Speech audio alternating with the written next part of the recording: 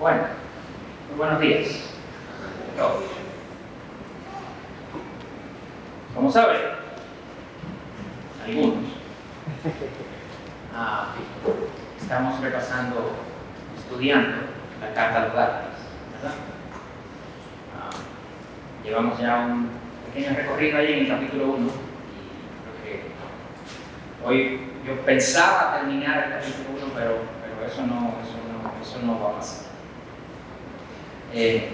Pero bueno, vamos a leer el texto de Gálatas 1, del 11 al 24, y nos vamos a centrar más o menos hasta el 15, 16, y el próximo domingo entonces, digamos que recogemos lo que falta, pero vamos a leer todo el texto porque quiero poner la idea en el contexto.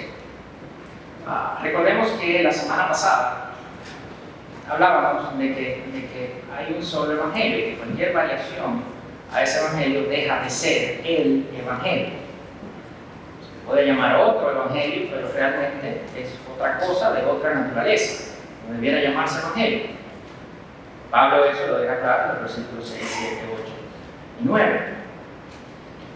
Decíamos también, y cerramos más o menos con eso, que muchas veces no entendemos esto de la salvación por gracia, de la elección, de cómo va a ser, tal, y tenemos cierto cuestionamiento con eso, pero al final eso viene porque realmente no entendemos de dónde venimos y cuál es nuestra realidad, de que dependiendo de nosotros no vamos a poder hacer absolutamente nada que pueda merecer la atención de Dios para nuestra salvación. Y que por eso el Evangelio era una buena noticia, porque estábamos en un lío, no podíamos salir de ahí. Que cuando llega el Evangelio y dice Jesús, yo soy el camino, solamente yo, wow, qué bueno que hay un camino. Entonces, quisiera también recordar, eso lo hablamos la semana pasada, de una manera más específica del pasaje que vimos la semana pasada, pero en un plano más general, recuerden, y esto es bueno siempre tenerlo pendiente, cuando se está leyendo un texto, hay que ver el contexto general. ¿Verdad? Cuando se está leyendo el libro de los Hechos, hay que saber que ese libro lo escribió Lucas para contar la historia de esa iglesia primitiva, como se le llama, en esos primeros años de la predicación del Evangelio. Que cuando Pablo escribe a Filemón, escribe por Onésimo, un caso muy específico. Y claro, de ahí nosotros tenemos la palabra, una palabra inspirada, ¿verdad? De donde obtenemos conocimiento, la revelación de Dios para nosotros. Pero tenemos que saber el contexto de cuál estamos escribiendo. No es lo mismo leer Hechos que leer Apocalipsis, que leer Romanos, ¿verdad? No es lo mismo. En ese sentido, tenemos que saber también que Gálatas siempre recordar que es una carta, ¿verdad?, de Pablo, de este señor Pablo, a estas iglesias que él había fundado en su primer viaje misionero. Y que la intención de la carta es prevenir, de alguna manera, que unas personas que estaban influenciando a estos creyentes, pues los desviaran de lo que es seguir el único y verdadero evangelio.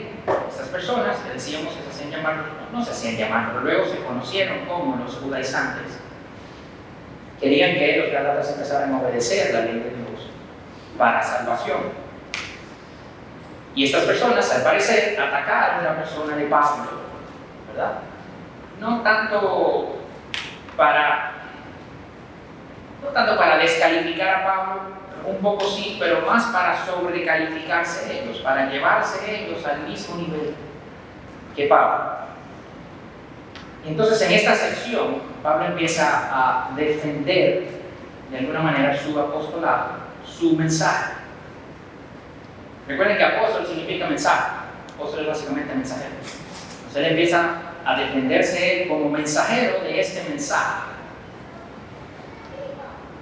Y con esto en mente, vamos a leer del versículo 11 al versículo 24 del capítulo 1 de la Carta a los Gálatas. Dice: pues quiero que sepan, hermanos, que el evangelio que fue anunciado por mí no es según el hombre. Pues ni lo recibí de hombre ni me fue enseñado, sino que lo recibí por medio de una revelación de Jesucristo. porque ustedes han oído acerca de mi antigua manera de vivir en el judaísmo, de cuán desmedidamente perseguía yo a la iglesia de Dios y trataba de destruirla. Yo aventajaba en el judaísmo a muchos de mis compatriotas contemporáneos, mostrando mucho más celo por las tradiciones de mis antepasados. Pero cuando Dios, que me apartó desde el vientre de mi madre, me llamó por su gracia, tuvo a bien revelar a su Hijo en mí, para que yo lo anunciara entre los gentiles, no consulté enseguida con carne y sangre, ni subí a Jerusalén a los que eran apóstoles antes que yo, sino que fui a Arabia y regresé otra vez a Damasco. Entonces, 3 años después, subí a Jerusalén para conocer a Pedro, y estuve con él 15 días, pero no vi a ninguno otro de los apóstoles, sino a Jacobo, el hermano del Señor. En lo que les escribo, les aseguro delante de Dios que no miento. Después fui a las regiones de Siria y Cilicia, pero todavía no era conocido en persona en las iglesias de Judea que eran en Cristo.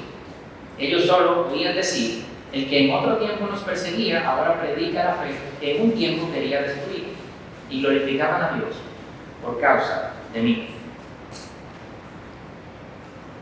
Padre, te pido que en este momento vamos a hablar de tu palabra, a explicar tu palabra. Primero que nada, Señor, nos santifiques. Primero que nada, Señor, nos limpies. Padre, que pongas nuestras mentes y nuestros corazones alineados a lo que el Espíritu quiere con cada uno de nosotros en el día de hoy. Padre, siempre es posible que salgamos entendiendo mucho mejor tu evangelio, porque es algo sobrenatural, es algo que viene de ti. Y tú eres infinito, Señor. Te pedimos, Padre, que tú seas con nosotros en esta mañana. Que tu Espíritu se mueva entre nosotros en la predicación de tu palabra. Y que tú te lleves todo en nombre de Jesús. Entonces, lo primero que Pablo deja claro aquí. No, antes de eso. Hay que resaltar algo. Recuerden que Pablo está de alguna manera amonestando a los gálatas, ¿verdad? Más adelante se ve como él sube el tono. Mencionábamos también que desde el versículo 6, que él empieza a decir: oye, que me sorprende, Gálatas, que ustedes se han desviado, tan pronto se han desviado. Y esto es diferente a lo que Pablo normalmente hacía en sus epístolas, en sus cartas, porque él luego del saludo, que es lo que él hace en el versículo del 1 al 5, normalmente pasa a dar gracias por los destinatarios de la carta, pero en el caso de Gálatas no lo hace. Entonces, y más adelante, de hecho, sabemos lo que habremos leído Gálatas en algún momento, que no los insulta, pero verdad, que Gálatas insensatos, o sea, le habla fuerte. Entonces, la carta es una amonestación, es una llamada de atención. Sin embargo, en esa llamada de atención, vemos en este versículo 11, pues quiero que sepan, hermanos.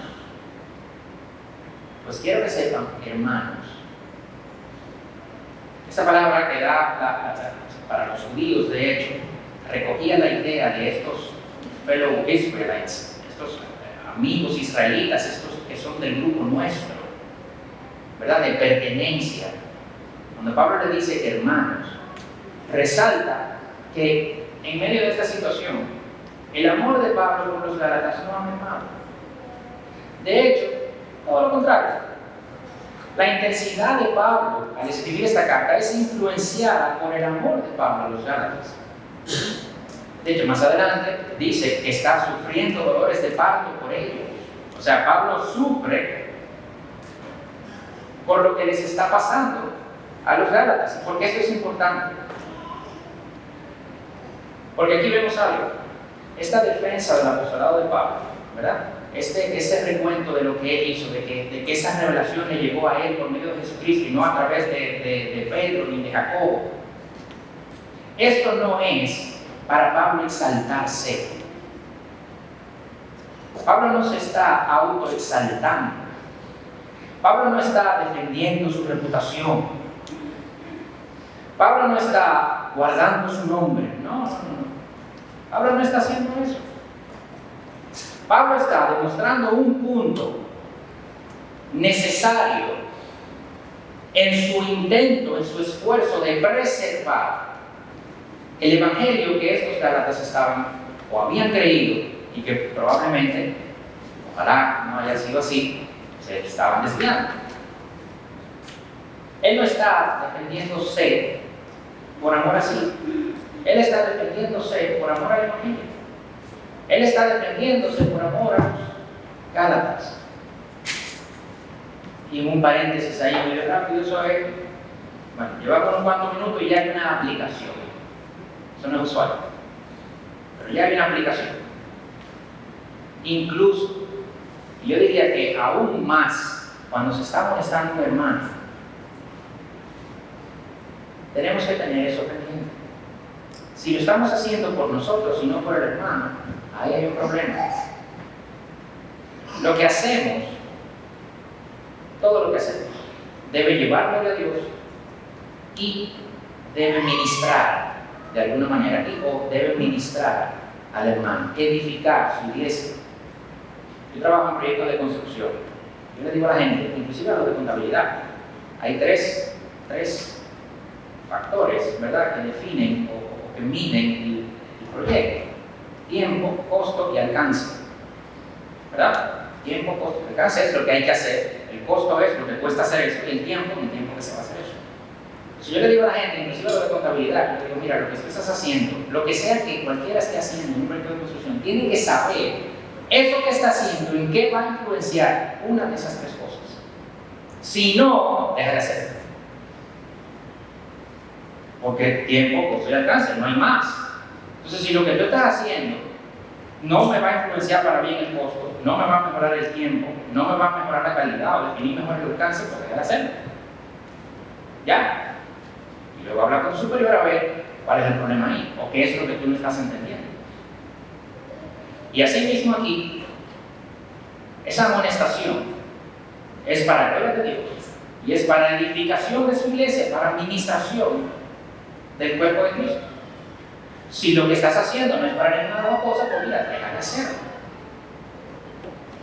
Muchas veces nos escudamos en eso. Y lo que estamos haciendo, si muchos de nosotros tuviéramos la situación de Pablo, probablemente estaríamos más inclinados a defendernos. Vamos a decir que va a ser por el amor a los hermanos, pero vamos a estar más inclinados en nuestro corazón a defendernos. Si Pablo no hace eso, Pablo está haciendo esto porque es necesario para guardar el mensaje que él le dejó a los Gálatas. Cierra paréntesis. Esa va la primera aplicación. Aunque tomen nota, de repente tienen la aplicación al final, ahora van a tener que subir y bajar por guarda. Aquí Pablo quiere afirmar en este versículo categóricamente que el Evangelio en su esencia no es humano. Esto es algo de hombre. Dice, pues quiero que sepan, hermanos, que el Evangelio que fue anunciado por mí no es según el hombre. Versículo 12, pues ni lo recibí de hombre ni me fue enseñado, sino que lo recibí por medio de una revelación de Jesucristo. Eso es muy similar a lo que dice en el versículo 1. Pablo, apóstol, no de parte de hombres, ni mediante hombre alguno, sino por medio de Jesucristo y de Dios el Padre, que lo resucitó entre los muertos. Y aquí en el versículo 12 dice que él no lo recibió de hombre, similar al versículo 1 que dice no de parte de hombre, ni fue enseñado por hombre, similar al versículo 1 que dice ni mediante hombre, sino que lo recibió por medio de una revelación de Jesucristo, sino, como dice el versículo 1, por medio de Jesucristo y de Dios el Padre, que lo resucitó entre los muertos. Esto es de origen y naturaleza divina. Esto no es de hombre. La palabra en el original que Pablo dice para revelación de Jesucristo es apocalipseos. Y esto tiene la connotación de algo grande, de algo escatológico inclusive. Y eso se contrasta con yo recibí de hombre o me fue enseñado por hombre. No, eso fue una revelación. Esto es otra cosa. Y Pablo está haciendo el esfuerzo por dejar eso claro desde el principio de la carta. Decía el doctor Martin Lloyd Jones que el Evangelio es algo sobrenatural, algo que la mente humana no puede entender y que se necesita una intervención sobrenatural de Dios para que la mente humana pueda entenderlo. Y eso es una realidad. Alguien puede decir, bueno, pero yo lo entiendo. Bueno, mira, si tú lo entiendes de verdad, pues dale gloria a Dios de que te iluminó para que lo entendieras. porque esto es algo sobrenatural. La mente humana no va a entender esto por deducción ni por análisis, no lo hace. Tú necesitas que el Espíritu Santo te abra los ojos, porque tu mente, tu corazón, tu alma no tiene la capacidad de entender eso. No sabe cómo llegar a Dios. No puede entender estas cosas divinas. Juan 1:18, nadie ha visto jamás a Dios. El unigénito de Dios, el que está en el seno del Padre, Él lo ha dado a conocer.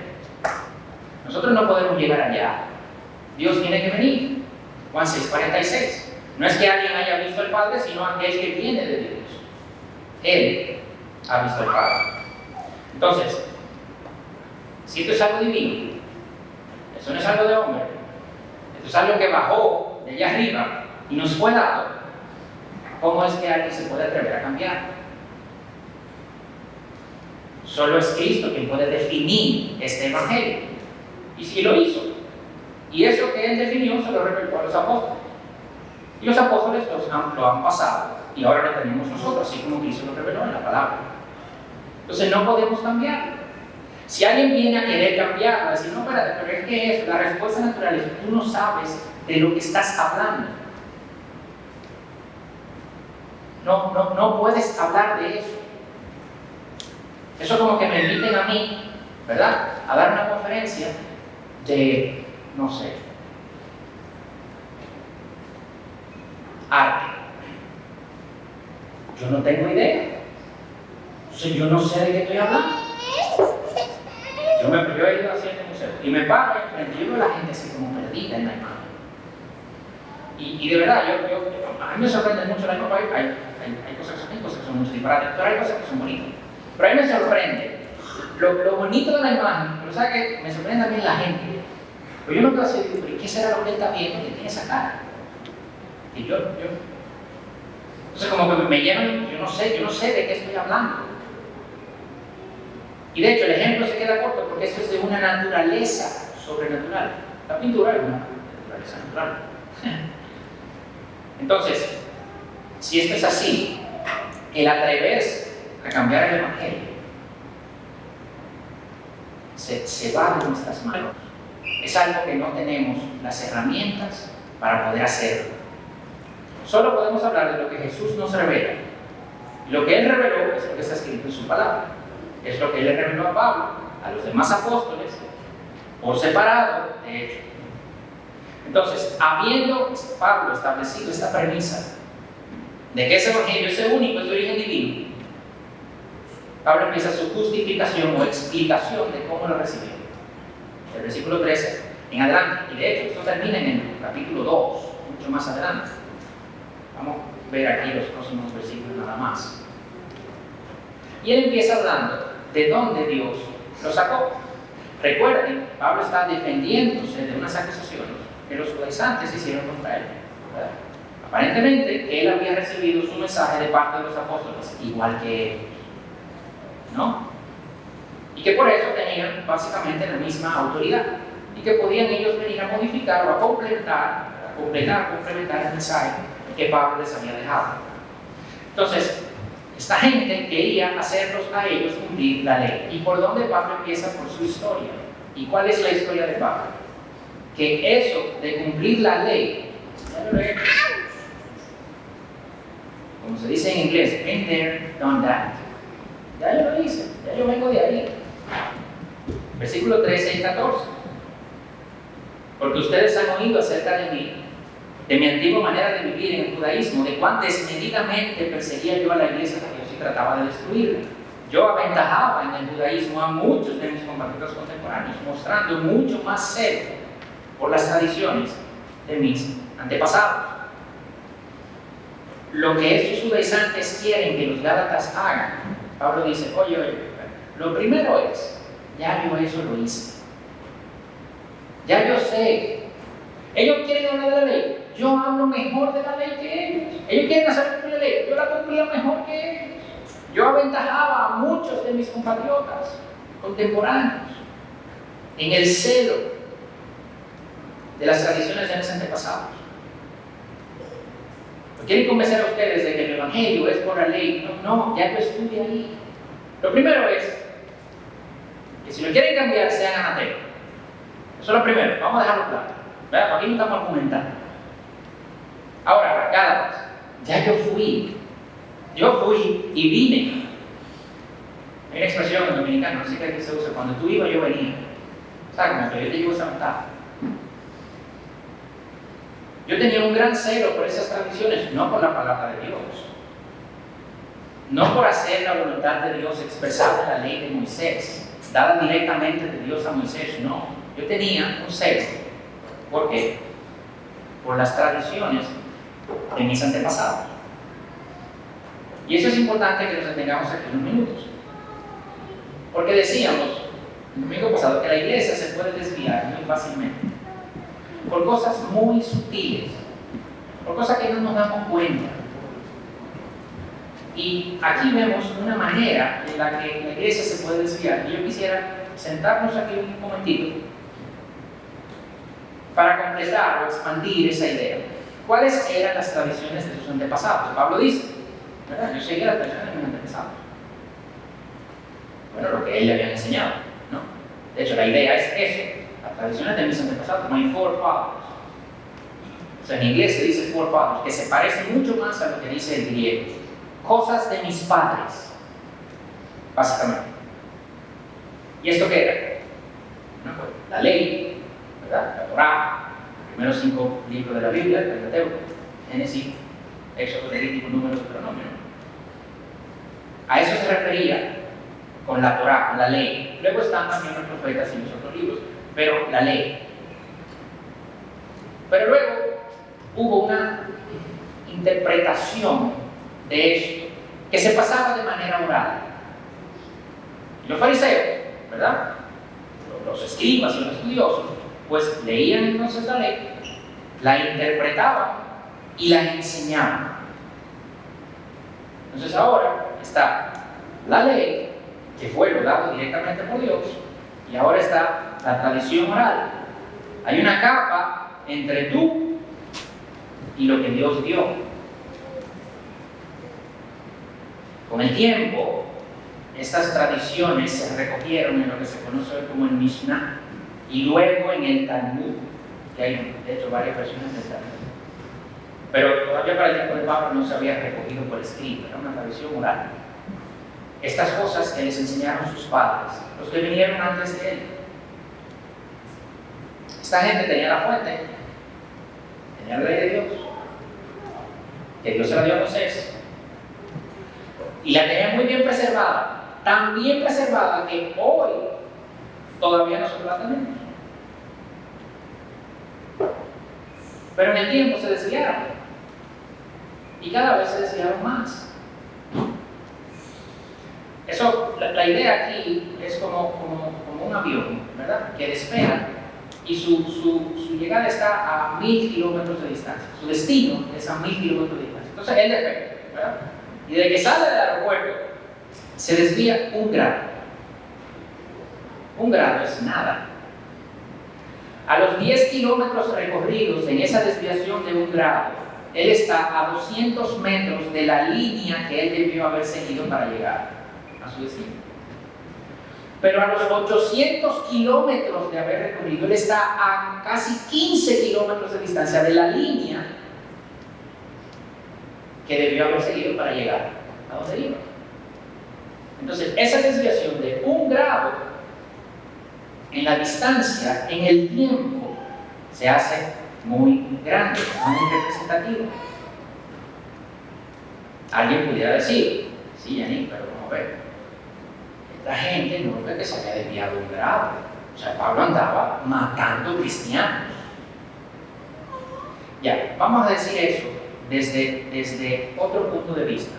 Porque hoy nosotros decimos, Pablo andaba matando cristianos. Pero en aquel momento, para la mente de Pablo, él no estaba matando cristianos.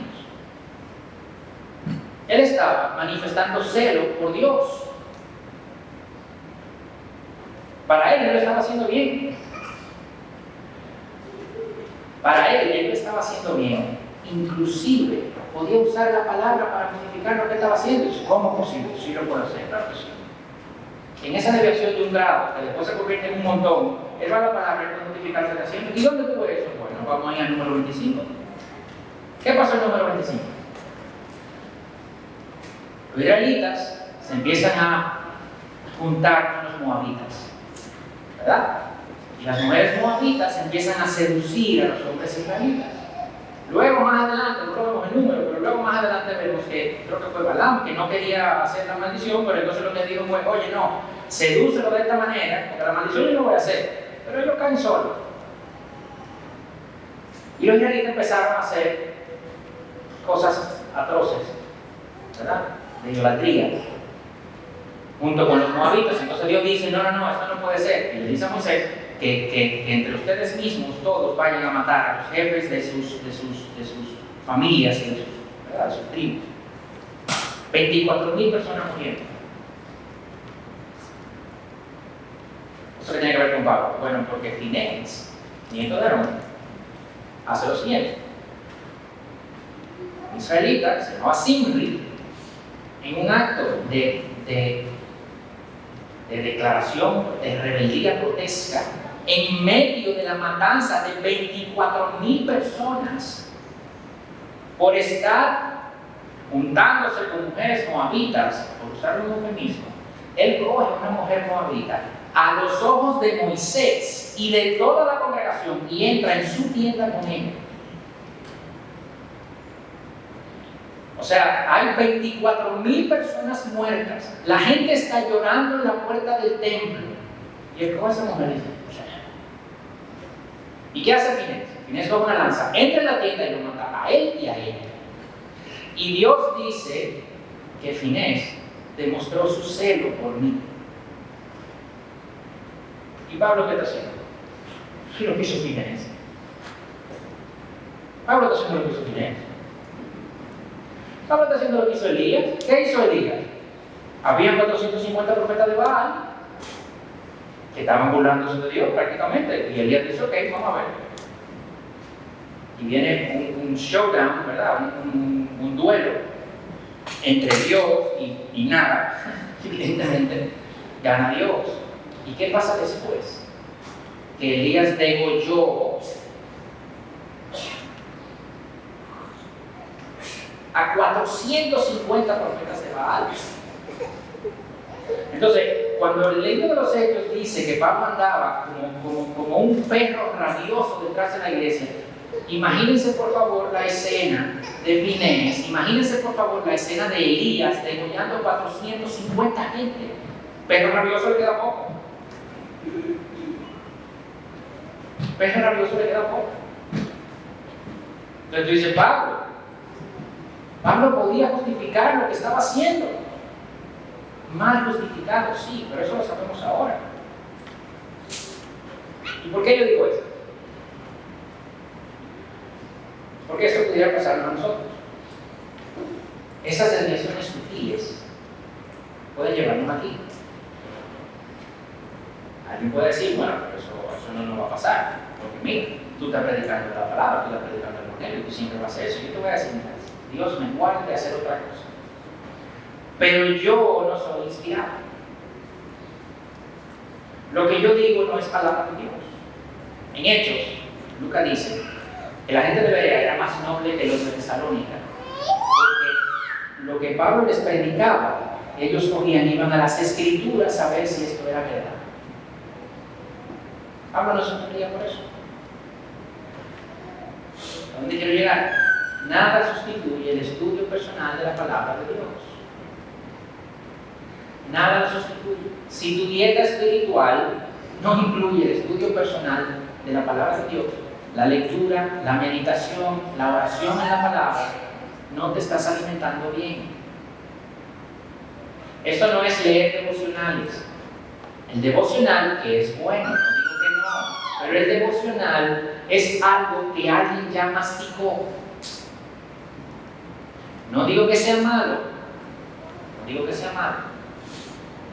pero nada sustituye el estudio personal de la palabra de Dios. Esto por un lado. Por otro lado, Si yo me desvío, si la iglesia se desvía, nosotros, Carlos, Nelson, Joel, yo, si nosotros nos desviamos, nosotros vamos a cargar con una responsabilidad mayor delante de Dios. Dios nos libre de desviar. Pero si ustedes no caen atrás, ustedes también van a pagar las consecuencias. Esa es la realidad. Esa es la realidad. Entonces, es más, guárdenos, protéjanos, porque nosotros somos falibles. Yo puedo pararme aquí, haber hecho una meditación profunda y tal, y entender que lo que estoy diciendo lo estoy diciendo bíblicamente, pero yo soy pecador, y yo me puedo equivocar, y puedo decir algo aquí que puede ser una aberración, o puedo decir algo que sea sutil. Y yo les pido que por favor, cuando yo termino aquí, ustedes vayan y me hagan caso, vamos a ver si es verdad. Si esa interpretación que yo de eso es correcta. Porque así nos están guardando, de hecho.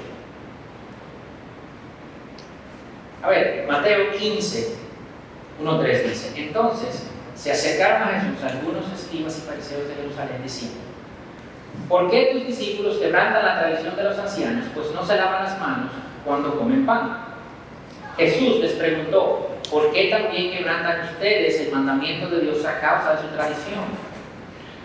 Esta tradición se había desviado tanto que Jesús contrasta una cosa con la otra, como si esto fuera contrario a eso. ¡Wow! Yo inclusive me atrevería a pensar que cuando estos fariseos originalmente empezaron a acumular estas tradiciones, no lo hicieron de mala fe. No lo hicieron de mala fe. Pero el pecado no perdona. El pecado no perdona. El pecado es, lo que sabes de construcción y tal, de impermeabilización y de pintura, el pecado es como el agua en una estructura. Después que eso entró, eso por algún lado va a salir. Eso no hay forma. Y cuando tú vas a impermeabilizar un techo, ¿verdad? Que está mojado, te dicen: no, espérate, hay que esperar que eso se seque. Sí, porque esa agua no se va a desaparecer. Y después la impermeabilización se te abomba. Entonces, la iglesia debe centrarse en la predicación del Evangelio, la enseñanza expositiva, verso a verso de las Escrituras, la formación de discípulos de acuerdo a lo que está en la Biblia. Y eso es lo que nosotros, aquí arriba, tenemos la responsabilidad de hacer. Y eso es lo que ustedes ahí abajo tienen la responsabilidad de confirmar. Porque de nuevo, si bien es cierto que si nos desviamos, nosotros vamos a tener una responsabilidad mucho mayor con Dios.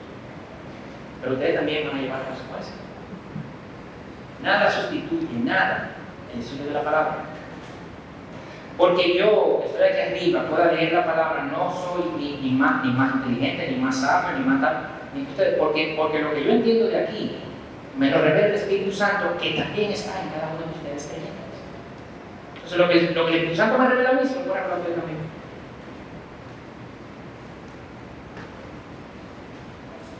Eso es muy diferente a otras tradiciones, donde hay muchos layers, muchas capas entre la palabra de Dios y la gente y los creyentes. Y eso no es lo que la Biblia te diga, no es lo que la Biblia enseña. Y de nuevo, no es que no podemos usar cualquier otro documento en la Biblia, o sea, multimedia.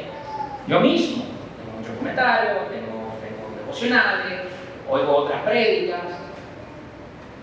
Sí, claro que sí. Porque hay gente que efectivamente, o sea, el mismo Pedro decía que las cosas que decía Pablo eran difíciles de entender. Entonces Dios le dio una gracia a Pablo que no se la dio a Pedro. Eso es verdad. Eso es verdad. Hoy por hoy Dios le da gracia a personas que no se las da a otros se da a otras. Entonces yo no estoy diciendo que eso no sea válido. No estoy diciendo eso. Lo que sí estoy diciendo es que nada sustituye el estudio personal de la palabra de Dios y que cada creyente tiene la responsabilidad de ir a la palabra, como los debería, a confirmar si lo que está consumiendo es realmente bíblico, es realmente el Evangelio.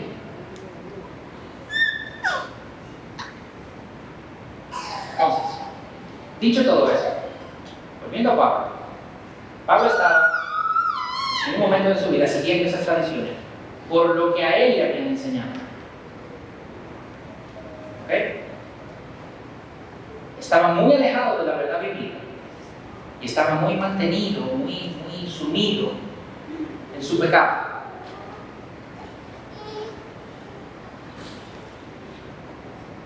Muchos de nosotros pudiéramos dar una situación similar, ya sea por lo que vimos en la iglesia en la que estábamos, ya sea por el ejemplo que nos dieron nuestros padres, ya sea por las cosas que hemos estado asumiendo o consumiendo de la sociedad. Pero muchos pudiéramos estar en una situación similar. Y yo quería resaltar, con eso ya ir terminando, que Pablo dice en el versículo 13 y 14 que en su antigua manera de vivir, en el judaísmo, él desmedidamente perseguía a la iglesia para destruirla y que él aventajaba a muchas de sus compatriotas en eso, en ese celo por la ley.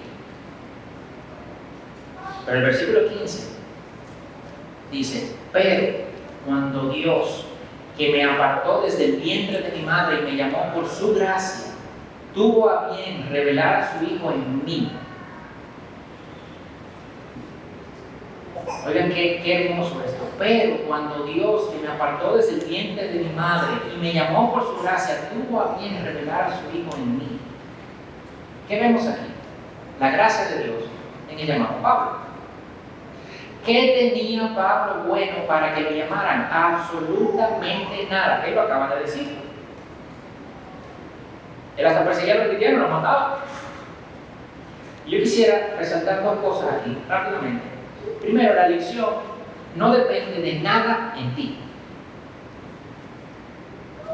La elección no depende de nada en ti. Pero lo segundo que yo quiero resaltar es que la elección se da a un Dios sabiendo todo lo que hay en ti. No depende de nada en ti, pero se da a un Dios sabiendo y conociendo todo lo que hay en ti. Rápidamente veamos, la elección no depende de nada en ti.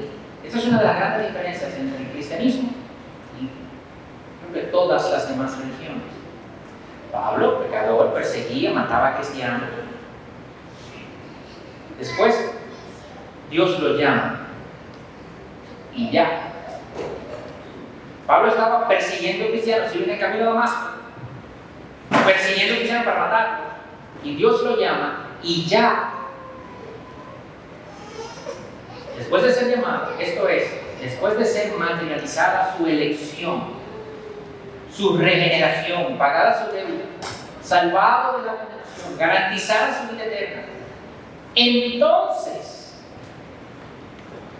después de todo eso, entonces, él dedica su vida a Dios.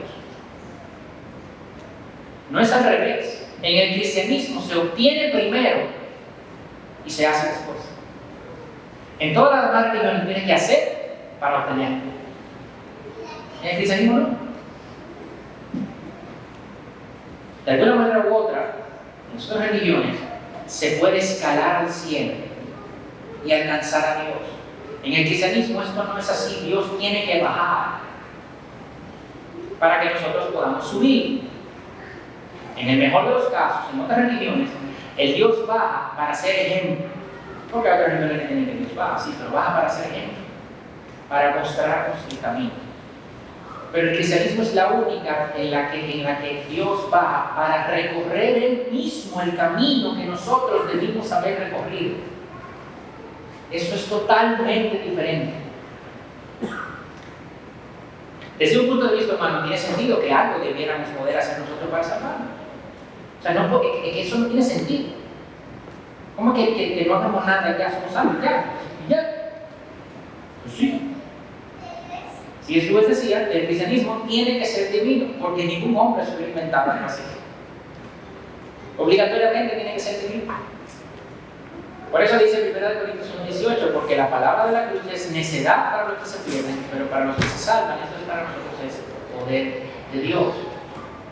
Luego, en los versículos 22 y 24 de ese capítulo, 1 Corintios 1, porque los judíos piden señales, los griegos buscan sabiduría, pero nosotros predicamos a Cristo crucificado, que es para los judíos un tropiezo y para los gentiles una locura, pero para los llamados, tanto judíos como griegos, Cristo es poder de Dios y sabiduría de Dios. El testimonio de Pablo nos muestra que el Evangelio es algo al que llegamos a través de un proceso de análisis y de pensamiento crítico, porque la mayor capacidad de análisis y de pensamiento crítico la tenía Pablo. Y él no llegó al Evangelio por eso, todo lo contrario. Y Dios puede traerte de diferentes formas. Puede traerte a través de un proceso de lucha de ideas en tu cabeza, a través de un proceso emocionalmente doloroso, luego de una experiencia traumática, o puede inclusive que tú oíste una prédica que tú no estabas pensando oír, hasta accidentalmente, y Dios te llama. Sea cual sea la forma, el camino, el evento, cuando tú decides, entre comillas, poner tu fe en Cristo, es porque Dios decidió revelarse a ti. Y esa revelación se puede dar en un caballo, camino más en tu casa, tomando nota, dándole mente a cosas. Pero si Dios no se revela, tú no llegas a esa conclusión nunca. Así funciona el Evangelio. Tú no eres creyente por nada especial que haya en ti. Tú no eres creyente porque tienes la capacidad de entender el Evangelio. Tú no eres creyente porque, tú has pasado tantas y entonces ya tu corazón está lo suficientemente blanco para poder. No, nada de eso. Nada de eso. Tú eres creyente porque Dios en su infinita gracia y misericordia te dio a ti. Pero a mi esposo no. Para mi hermano no. A mi amigo no. A mi vecino. Nadie en mi familia, solo yo. O toda mi familia excepto él. No lo sabemos. No tenemos por qué saberlo. 1 Corintios 2:14, el hombre natural no percibe las cosas que son del Espíritu de Dios, porque para él son locura, no la puede entender, porque se han de discernir espiritualmente. Eso es lo que dice la palabra. ¿Por qué unos sí y unos no? No sabemos. Pero los que sí, es porque Dios se les revela. Por gracia. No por nada que haya en ellos con nosotros. Eso es lo primero. Y lo segundo, ya con eso cierro. La elección se da sabiendo Dios todo lo que hay en ti. Si el Evangelio fuera cosa de hombres, ¿verdad? Vamos a decir que esto se lo inventaron nosotros, ¿verdad? Como dicen algunos. Yo me imagino la conversación para elegir a Pablo como el que lleve el Evangelio para los gentiles. Los siguientes comentarios estoy seguro que hubieran surgido. Oye, pero todos van a salir corriendo, porque él andaba matando a los cristianos hace un par de semanas. Y ahora que él es el que va a predicar, ellos van a salir corriendo. Eso no te da un problema, ¿eh? O cualquier otra persona también puede decir, mira, ese muchacho Pablo, él no le confía. Sí, porque mira, él dice que él va a abandonar a los fariseos. Tiene toda la vida con los fariseos y ahora lo va a abandonar y no va a venir para acá, no lo va a hacer nosotros también. Eso, yo no confío. ¿De verdad? Si fuera de hombre, esos comentarios tienen que haber surgido. Pero ¿y cómo es que ustedes creen que nosotros vamos a convencer a ese tipo? Ese tipo tiene con Gamaliel. Ese va a ir para allá arriba con los fariseos. ¿Qué es lo que le vamos a ofrecer a él para que lo mate?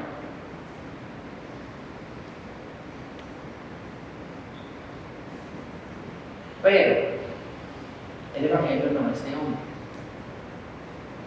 El Evangelio es de Dios. Y Dios sabía todo eso que tenía Pablo cuando lo llamó. Es más, porque lo que quiero llegar es qué implica eso para nosotros. Dios eligió a Pablo desde el vientre de su madre. Hay pasajes que dicen que Dios nos eligió, como Efesios 1, 4, 5, que más o menos lo vimos algo similar esta mañana. Dios nos escogió en Cristo antes de la fundación del mundo. Antes de la fundación del mundo. En amor nos predestinó para adopción como hijos. Dice Efesios 1. Antes de que pasara cualquier cosa, ya habíamos sido elegidos. Pero me voy aún más. Habíamos sido elegidos antes de que hiciéramos cualquier cosa nosotros. Pero ese llamado de Dios se hizo efectivo después que hicimos cualquier cosa que hayamos hecho ya.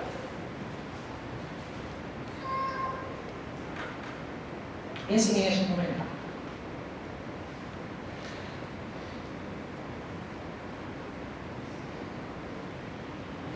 ¿Realmente tú crees que hay algo en ti tan malo,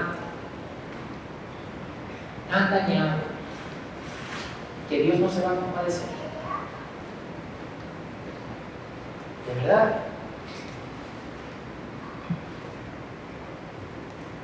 Dios te eligió antes de la fundación del mundo. Él sabía todo lo que iba a pasar y te eligió.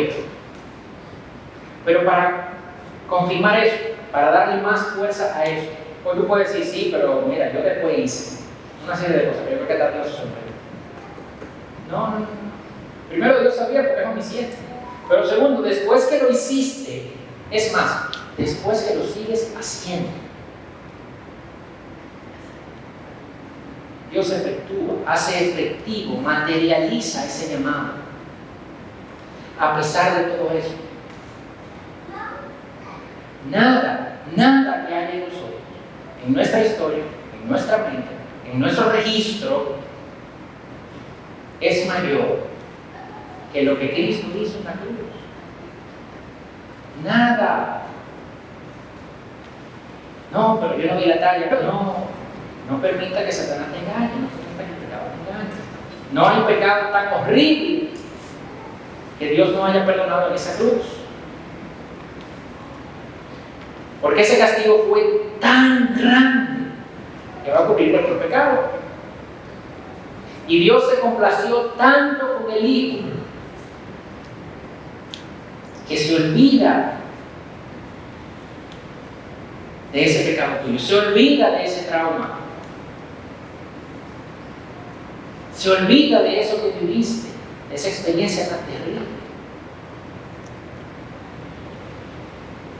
Hay un himno de Samuel Gandhi, se llama He Speak the Victor's Name, suyo sea el nombre del vencedor. Voy a leer en inglés y voy a decir en español. Dice, what though the vile accuser roar of sins that I have done? I know them well and thousands more. My God, He knoweth none.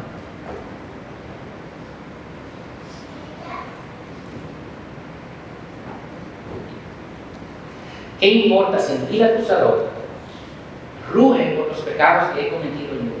Yo los conozco bien y miles más.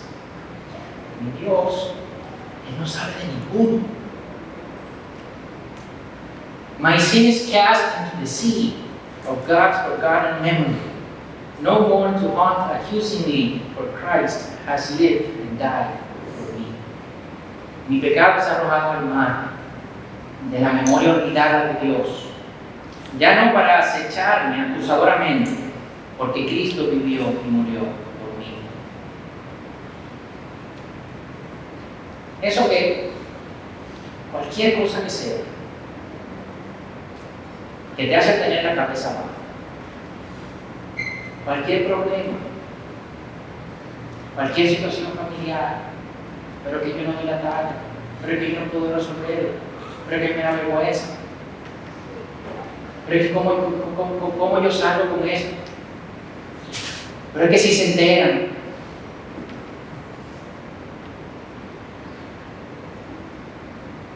precisamente por todo eso, precisamente por todo eso, Dios entregó a su Hijo. Entonces ya Dios lo dio todo.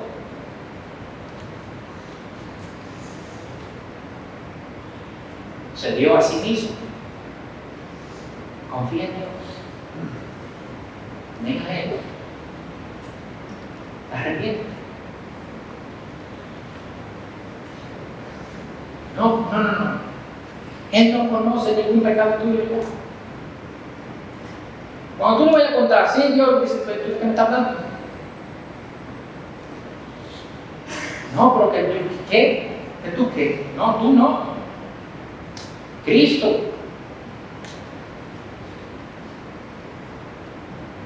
Eso no es tuyo. Esa culpa no es tuya.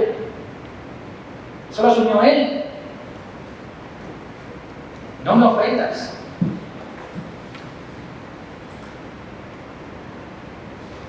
Él se arrojó al mar, porque Cristo vivió y murió por ti y por mí.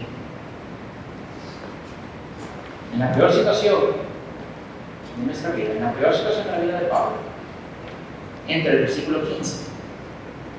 Pero cuando Dios, que me apartó desde el vientre de mi madre, me llamó por su gracia, tuvo a bien revelar su Hijo en mí.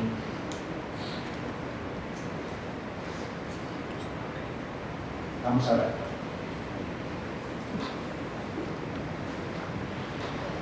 Padre, te alabamos, Señor, te damos muchas gracias por este tiempo. Te damos muchas gracias por tu palabra. Te damos muchas gracias, Señor, porque esta hermosa noticia que es el Evangelio no podemos entenderla si no es por la revelación de tu Espíritu. Si no es, Señor, porque tú revelas a tu Hijo en nosotros. Padre, yo te pido que esa revelación podamos verla en toda su magnitud. Padre, para que veamos la grandeza de ese sacrificio, que es mayor que cualquier pecado nuestro, que es mayor que cualquier falta nuestra, que es mayor que cualquier situación en nosotros.